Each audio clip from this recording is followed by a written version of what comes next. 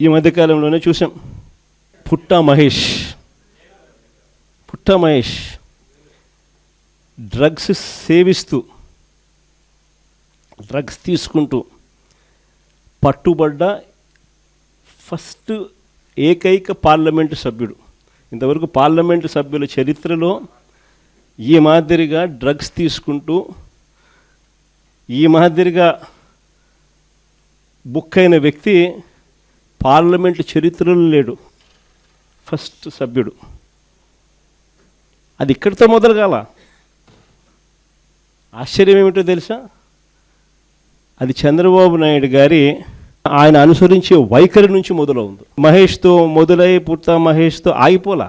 దీనికి ముందు ఎన్నెన్ని జరిగినాయి, ఎలా జరిగినాయి, చంద్రబాబు నాయుడు గారు వ్యవహరించిన తీరు ఎలా ఉంది, యాక్షన్ తీసుకోవాల్సిన సమయంలో ఆయన యాక్షన్ తీసుకుంటున్నాడా, ఒక పాలకుడు ఒక నాయకుడుకు ఉండాల్సిన గుణాలు చంద్రబాబు నాయుడులో ఉన్నాయా అని ఒక్కసారి వెనక్కి తిరిగి చూస్తే ప్రతి అడుగులోనూ కూడా మనకు కనిపించేది ఏమిటి అని అంటే చంద్రబాబు నాయుడు గారిలో ఈ గుణాలు ఎక్కడా కూడా కనిపించలేదు. కాబట్టే విచ్చలవిడిగా జరుగుతూ ఉన్నాయి ఇవన్నీ కూడా. మన కళ్ళ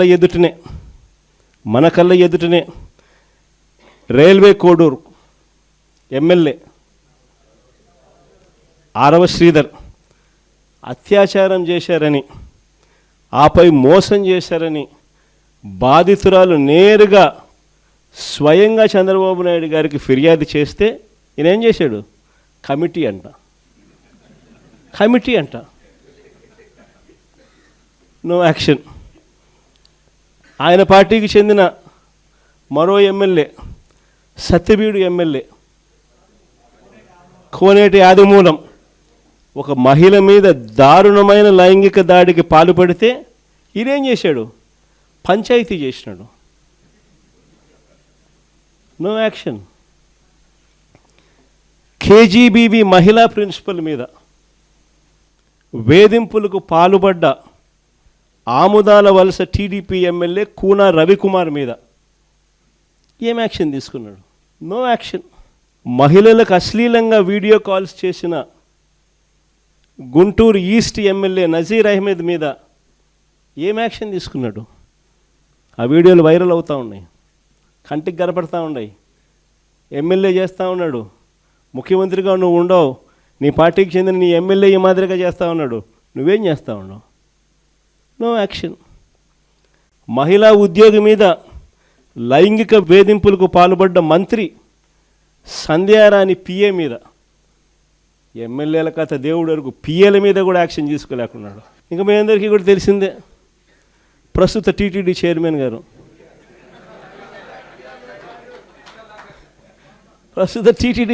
గారు ఆయననైతే ఒక మహిళను మోసం చేసి వీడియోతో ఫోటోలతో అడ్డంగా దొరికిపోయినా కూడా నో యాక్షన్. కొద్ది రోజుల కింద ఈ పుట్టా మహేష్ ఇన్సిడెంట్ కన్నా ఇంకా కొద్ది రోజుల ముందు ఆదినారాయణ రెడ్డి అని ఇంకొక ఎమ్మెల్యే, ఆదినారాయణ రెడ్డి కొడుకు ఇదే డ్రగ్స్ తీసుకుంటూ తాను కూడా హైదరాబాద్లో పట్టుబడితే ఏం జరిగింది? No action. అంతెందుకు, అసలు ఈ మనుషులకు ఇలాంటి భావన ఉంది కాబట్టే ఇవన్నీ జరుగుతూ ఉన్నాయి. ఇలాంటి చంద్రబాబు నాయుడు గారి సొంత పుత్రుడు వీడియోలు అవి కూడా వైరల్ అవుతూ ఉన్నాయి. స్విమ్మింగ్ పూల్ పక్కన తాగుతూ తూగుతూ అమ్మాయిలతో డ్యాన్సులు చేస్తూ ఉన్నాడు. అయినా ఏంది Chandrababu Naidu? No action. Action చేయకపోగా చంద్రబాబు నాయుడు గారు సొంత బావమరిది ఏమంటాడు? అమ్మాయి కనిపిస్తే ముద్దైనా పెట్టాలంట, కడుపన్నా చేయాలంట. అసలు అలాంటి మాటలు మాట్లాడాడంటే లాగి చంపకదోడు పీకాల్సింది పోయి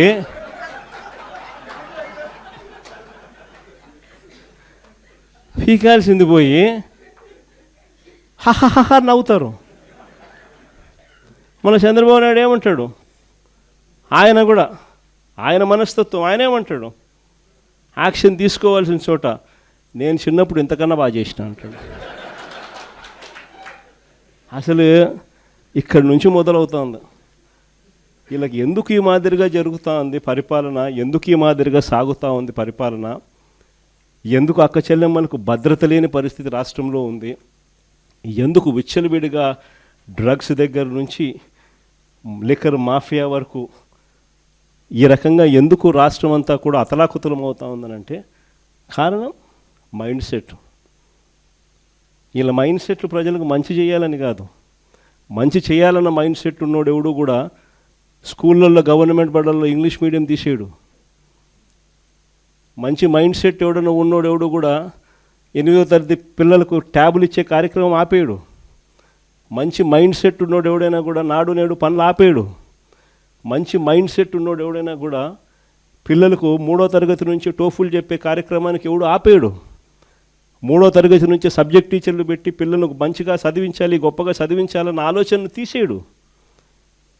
వీళ్ళ మైండ్ సెట్ సరిగ్గా లేదు కాబట్టి ఇవన్నీ కూడా ఆగిపోయాయి. వీళ్ళ మైండ్ సెట్ సరిగ్గా లేదు కాబట్టి రైతులకు ఈరోజు ఏ ఒక్కరికి కూడా గిట్టుబాటు ధరలు రాని పరిస్థితి. వీళ్ళ మైండ్ సెట్ సరిగ్గా లేదు కాబట్టి ఈరోజు రైతులకు ఉచిత పంటల బీమా లేకపోయినా కూడా కనీసం ఇవ్వకుండా ఎగరగొడుతూ పట్టించుకోకుండా వదిలేసిన పరిస్థితులు. రైతులకు పెట్టుబడి సహాయం అందడం లేదు, ఏ పంటకు గిట్టుబాటు ధరలు రావడం లేదు, ఉచిత పంటల బీమా ఎగరగొట్టేశాడు, ఇన్పుట్ సబ్సిడీ ఇవ్వాల్సింది ఇవ్వడంలా, అయినా ఏమాత్రం కూడా చీమ కొట్టినట్టు కూడా లేదు. పేదలకు ఉచితంగా వైద్యం అందడం లేదు, ఆరోగ్యశ్రీ గాలికి ఎగిరిపోయింది. నెట్వర్క్ హాస్పిటల్ మేము చెయ్యము వైద్యము పేదవాడికి అని చెప్పి బోర్డులు తిప్పేస్తున్నారు. 3,150 కోట్ల రూపాయలు వాళ్ళకు బాకీలు ఉన్నాయి, అయినా పట్టించుకునే పరిస్థితి లేదు. ఎందుకంటే వీళ్ళ మైండ్ సెట్ పేదవానికి మంచి చేయడం కోసం కాదు, ఆడవాళ్ళకు మంచి చేయాలని కాదు, చివరికి అక్క చెల్లెమ్మలకు 0 వడ్డీ కూడా ఎగరగొట్టిన ఏకైక నాయకుడు ఎవడన్నా ఉన్నాడు అని అంటే ఇక చంద్రబాబు నాయుడు. సూపర్ 6 సూపర్ 7 కదా దేవుడు ఎరుగు. మన ప్రభుత్వంలో ఇస్తూ ఉన్న పథకాలు అసలు ఆలోచన చేస్తేనే ఆ పథకాలు చేయూత కనపడ్డంలా, ఆసరా కనపడ్డంలా, 0 వడ్డీ కనపడ్డంలా, కాపు నేస్తం కనపడ్డంలా, ఈబీసీ నేస్తం కనపడ్డంలా, జగనన్న తోడు కనపడ్డంలా, జగనన్న చేదోడు కనపడ్డంలా, నేతన్న నేస్తం కనపడ్డంలా, వాహన మిత్ర కనపడ్డంలా. ఇల్లు కూడా సైతం మనం చివరికి 31 లక్ష ఇళ్ళ పట్టాలు ఇచ్చి 21 లక్ష ఇళ్ళు శాంక్షన్ చేయించి 10 లక్షల ఇళ్ళు పూర్తి చేసి మిగిలిన ఇళ్ళన్నీ కూడా వివిధ దశల్లో తీసుకొని వచ్చి వేగంగా నడుపుతా ఉన్న ఇల్లు కూడా కన్స్ట్రక్షన్ కూడా ఆగిపోయిన పరిస్థితి. వీళ్ళకి ఎవ్వరికీ కూడా పాలన మీద ధ్యాసలా, కేవలం దోచుకో పంచుకో తినుకో. అందుకనే ఈ వ్యవస్థ అంతా ఇట్లా తయారైపోయింది. ఈరోజు వైఎస్ఆర్ కాంగ్రెస్ పార్టీకి సంబంధించిన ప్రతి కార్యకర్త కూడా ప్రజలకు తోడుగా నిలబడుతూ అడుగులు ముందుకు వేయాల్సిన సమయం వచ్చింది. అడుగులు ముందుకు వేయమని చెప్పి మనందరినీ కూడా గట్టిగా కోరుతా ఉన్నాం. చూస్తా 2 ఏళ్ళు అయిపోయింది, 3వ బడ్జెట్ ప్రవేశపెట్టాడు. ఇక బడ్జెట్ ప్రవేశపెట్టాల్సినవి కూడా ఇక 2 బడ్జెట్లు. ఉద్యోగస్తుల దగ్గర నుంచి, మహిళల దగ్గర నుంచి, రైతన్నల దగ్గర నుంచి, పిల్లల దగ్గర నుంచి, యువకుల దగ్గర నుంచి ప్రతి ఒక్కరూ కూడా చంద్రబాబు నాయుడు గారిని తిట్టకుండా తిడుతూ ఉన్నారు. ఇక 2 ఏళ్ళకే చూస్తా ఇంకా మరో 2 ఏళ్ళు అయిపోతుంది. ఆ తర్వాత ఎలక్షన్ ఇయర్, మధ్యలో 1.5 సంవత్సరం నా పాదయాత్ర కూడా ఎలాగో సాగుతుంది. కాబట్టి వీళ్ళు చేసే రెడ్ బుక్ రాజ్యాంగమైనా, వీళ్ళు చేసే అరాచకాలైనా, వీళ్ళు చేసే హెరాస్మెంట్ అయినా కూడా ఇవన్నీ కూడా ఇక కొద్ది రోజులే అన్నది ప్రతి ఒక్కరం కూడా గుర్తుపెట్టుకోండి. ఇక్కడ కూడా మన పార్టీ హెడ్ ఆఫీస్లో లీగల్ సెల్ అన్నది చాలా స్ట్రాంగ్గా తయారు చేసాం. ప్రతి ఒక్కరికి కూడా పార్టీ అండగా ఉండే కార్యక్రమం అందరికీ కూడా హెడ్ ఆఫీస్లో ఆదేశాలు ఇచ్చి ఉన్నాము. ప్రతి ఒక్కరికి ఎక్కడ ఎవరికి ఏ ఇబ్బంది వచ్చినా కూడా సొంత కుటుంబ సభ్యులకి ఇబ్బంది వచ్చినట్టుగానే పట్టించుకొని వాళ్ళకు తోడుగా నిలబడే కార్యక్రమం పార్టీ అన్ని దశల్లోనూ చేస్తుంది. ఇక్కడ హెడ్ ఆఫీస్ నుంచి మనోరన్న, ఈ లీగల్ సెల్ వీళ్ళంతా కూడా అందుబాటులో ఉన్నారు. మరి శివ కూడా రేపొద్దున శివ కూడా నేను చెప్తా ఉన్నా, పిల్లోడు, యువకుడు, ఉత్సాహవంతుడు, అన్ని రకాలుగా తోడుగా ఉండే కార్యక్రమాలు చేస్తూ ఉన్నాడు. పార్టీకి తను గట్టిగా నిలబడతా ఉన్నాడు. తనను కూడా రాబోయే రోజుల్లో దేవుడు ఆశీర్వదిస్తే ఇంకా పై స్థానంలో కూడా తీసుకుంటారు. అందరూ కూడా తోడుగా ఉంటారు. జిల్లాలో శివ దగ్గర నుంచి నియోజకవర్గంలో రవి వరకు కూడా ప్రతి ఒక్కరూ కూడా మీకు అండగా ఉండే కార్యక్రమాలు ఉంటాం. ప్రతి ఒక్కరూ కూడా సవ్యసాచుల మాదిరి, కథన రంగంలో సవ్యసాచుల మాదిరి గట్టిగా పోరాడండి. నెక్స్ట్ జగన్ 2.0లో అందరికన్నా పెద్ద పీట వేసేది కార్యకర్తలకి అని మాత్రం మరొక్కసారి చెప్తాను. జగన్ 2.0లో మీ ద్వారానే ప్రతి మంచి కూడా ప్రజలకు జరిగిస్తాను. ప్రతి కార్యకర్తకు మంచి రోజులు వచ్చే కార్యక్రమం చేసి చూపిస్తానని కూడా చెప్తా ఉన్నాను.